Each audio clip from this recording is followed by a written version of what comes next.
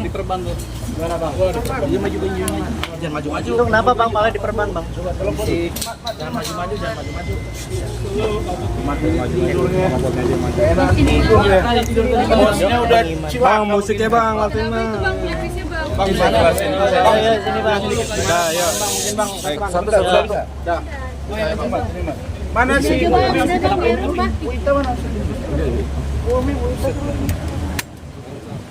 Saya butuh kesaksian dari mereka tadi malam. Tempat apa?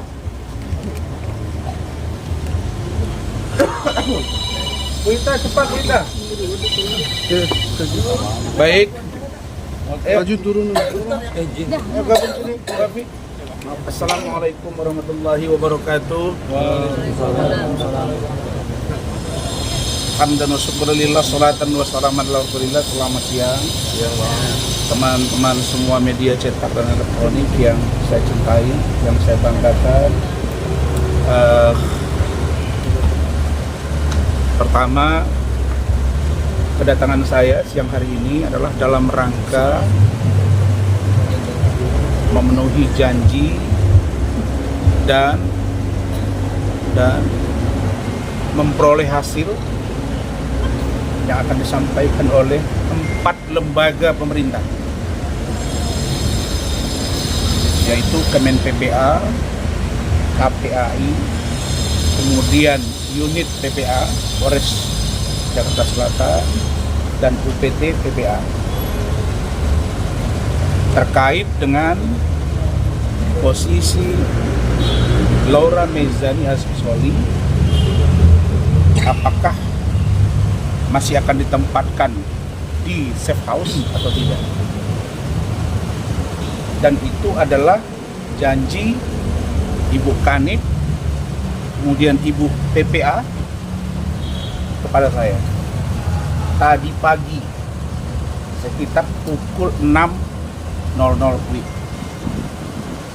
Jadi saya memang harus pulang karena saya belum tidur tadi malam sampai jam 6, dan saya tidak terbiasa begadang dan istri, dan ada kerjaan yang harus dibereskan juga, termasuk juga untuk menyelesaikan urusan loli. Di situ disepakati Pak Rasman silakan boleh pulang, tapi nanti siang datang lagi.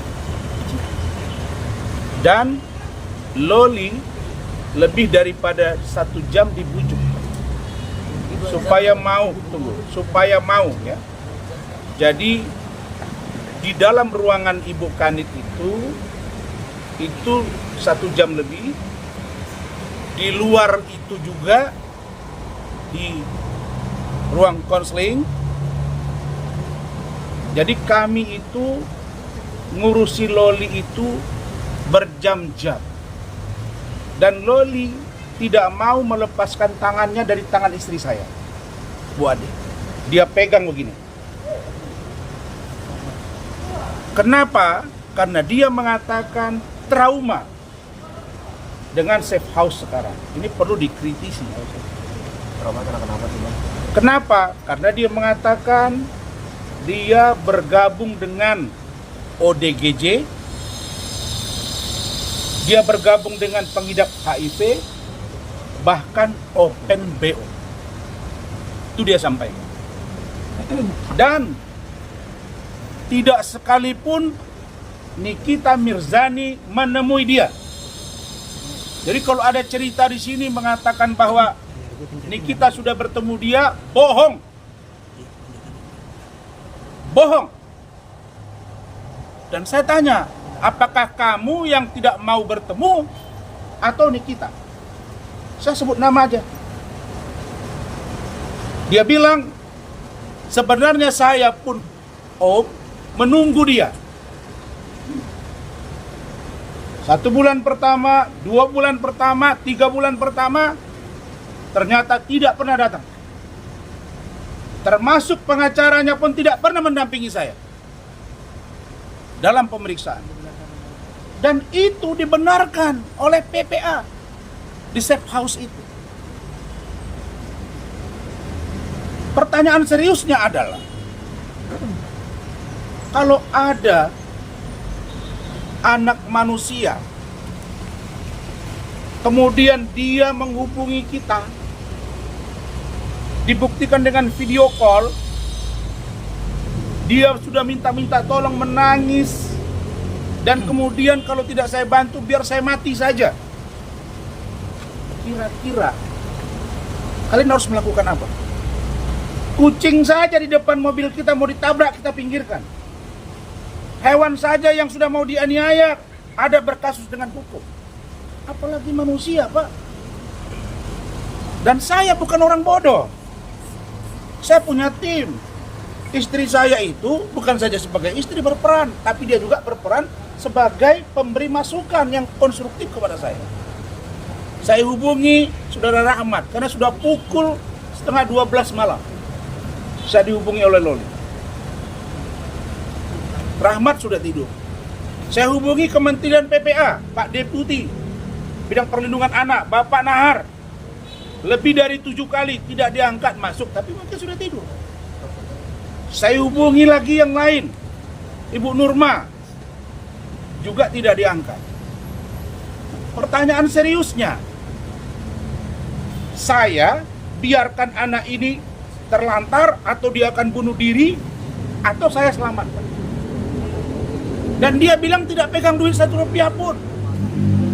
Dan dia belum makan. Maka saya dengan cepat diskusi dengan tim dan keluarga maksud saya. Oke, kamu dengan siapa? Nah ini yang saya mau luruskan, NM. Yang di otakmu itu udah duluan saya lalui gitu. Kau kasus ke kasus, sekarang saya bentuk tim. Saya bentuk tim karena saya dianiaya. Nih, ada visumnya dan saya bentuk tim. Nanti dipimpin oleh Saudara Lecumanan untuk memproses ini dan tangkap yang namanya Nikita Mirzani. Tidak ada ampun buat kau. Saya menolong anak kau. Saya membantu anak kau. Anak kau diurus negara. Kau tidak urus. Apa yang kau urus dari seorang Loli? Dan kalau saya mau buka kepada kalian bagaimana penderitaan Loli selama memiliki ibu seorang Nikita Mirzani, mungkin akan lain ceritanya. Tapi saya tidak mau menceritakan itu. Semua percakapan saya via Zoom, via video call, itu direkam oleh istri saya. Orang yang membawa dia itu adalah seorang sopir ojek, Maxim. Juga saya minta, Pak, tunggu di situ, jangan kemana-mana. Karena dia sudah berada di depan kantor saya. Saya bilang, kamu jangan. Saya nggak mau nanti ini jadi lain cerita. Saya minta kamu di depan kantor saya ada Hotel Horizon. Silakan kamu ke situ. Karena di situ ada lobi, ada manusia, dan ada CCTV. Oke Om, saya tunggu. Bagaimana dengan Gojeknya? Jangan Bapak pergi, nanti saya ganti duitnya. Kami datang, ini ada Bu Ida. Nah, Bu Ita ini Bu Umi. Ya Bu Umi ya. Kemudian ada Bu Ita. Ada Pak Sarmo, driver saya. Ada ini, mana? Rizky, ajudan saya. Kita pergi. Begitu sampai, dia berdiri di depan dengan keadaan kusut. Saya suruh masuk ke dalam. Dan orang hotel tahu kalau itu adalah Loli. Masuk di dalam, saya duduk, kita siapkan minuman, kita ngobrol. Semua kita rekam. Dia menangis dan tidak ada pilihan, selamatkan saya Om. Kenapa kamu cari saya? Saya yakin Om bisa bantu saya. Tanya dia nanti. Terus, kenapa kamu tahu kantor saya? Om, memang saya nggak dikasih handphone, tapi saya punya TV yang bisa dilihat YouTube-nya. Smart TV. Saya lihat kantor Om di Rasunopis Park. Saya 3 bulan ada di safe house. Kemudian 2 bulan terakhir ini di tempat yang lain. Migran saya kumat. Saya udah panik. Saya depresi. Saya lari. Saya ingat kantor Om. Kemudian dari mana kamu dapat nomor telepon saya? Dia bilang, kan ada di situ. Di situ pelang nama Om di depan kantor itu. Oh iya benar juga, banner. Terus ya udah saya minta tolong sama bapak ini. Nah saya bilang, Bapak, betul Bapak bawa dia? Betul Pak. Mana nama Bapak? Ini KTP-nya, ada. KTP-nya sudah kita foto, Bapak itu sudah kita video, dan siap bersaksi bahwa dia memang membawa Loli ke kantor saya. Clear ya? Jadi nggak usah dibilang bahwa saya ada mendesain apapun. Apa yang mau saya culik? Kau nggak usah mutarbalikkan fakta. Hah? Anakmu melawan kepada kau, kalau saya dengar ceritanya, jangankan dia, orang lain pun barangkali akan lebih marah kalau memiliki ibu seperti itu. Itu poin satu. Poin yang kedua, saya kemarin dari sidang pengadilan Jakarta Utara, saya pergi ke tempat Alvin Lim almarhum. Memang saya dengan wartawan sampai tengah 10 malam. Dan kita bubar di situ. Wartawan tanya, di mana Bang? Saya lagi ada. Kita lagi urusin begini, di mana? Iya, saya mau pergi. Saya nggak tahu Polres mana segala macam. Terus apa urusannya kalau media tahu? Terus kalian bisa dilarang apa? Nah, sampai di sini. Tapi sebelum sampai di sini saya berdiskusi dengan Bu Ade, saya berpikir apa yang harus saya lakukan. Kemen PPA nggak diangkat. Kalau pergi ke KPAI yang ada security.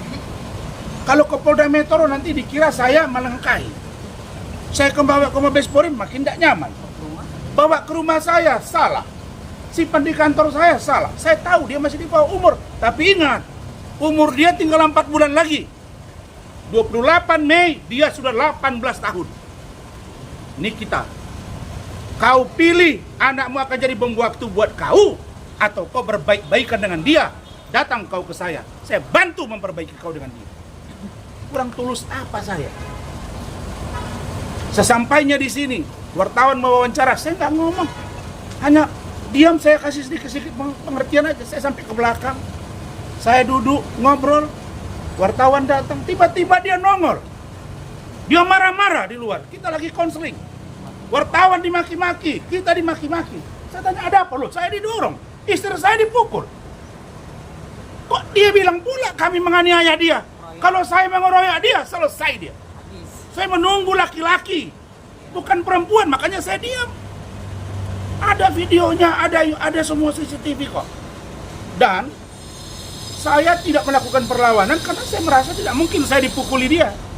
Saya melerai dia karena menghina istri saya. Dan kami udah capek dihina, dia pukullah saya, maka berdarah. Dan itu di depan Ibu Kanit. Dan itu di depan penyidik. Dan itu di depan wartawan. Dan ada rekamannya lengkap. Saya buat LP, buat visum. Selesai.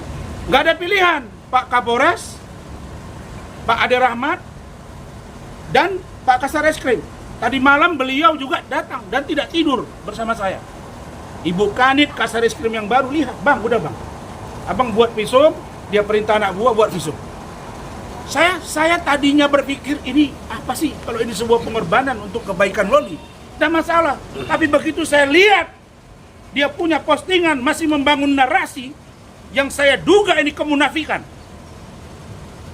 Ya. Jadi ini akan kita bongkar. 1, safe house harus membenahi diri. Kalau namanya safe house apa? Rumah aman. Kalau tidak aman, tidak nyaman, namanya apa? Di mana sejarahnya orang digabung-gabung? Itu 1. Yang kedua, kalau ada orang yang sudah merasa dirinya diterlantarkan dan dia tadi malam membuat LP, melaporkan Nikita Mirzani, terus atas nama anak di bawah umur, terus ibunya bilang ini anak saya, terus dia dibiarkan sampai dia mati. Apa begini? Cara penegakan hukum? Nggak bisa, bos. Jadi selamatkan anak ini. Dan Loli itu bilang, Om, dia lagi pacaran. Dia sedang di Paris. Saya di sini apa? Dan banyak perbuatan dia di rumah yang saya tidak mau buka kepada kalian, yang sangat tidak pantas kami dengar dan kami saksikan. Itu kata Loli. Saya sebenarnya menahan. Kalau saya keluarkan Loli dari atas, ramai urusan ini. Tapi saya akan lihat bagaimana semangat untuk bagaimana Loli diselamatkan. Teman-teman, saya minta dukungan yang telah kalian berikan itu sampai tuntas agar Loli bisa menjalani hidupnya dengan tenang.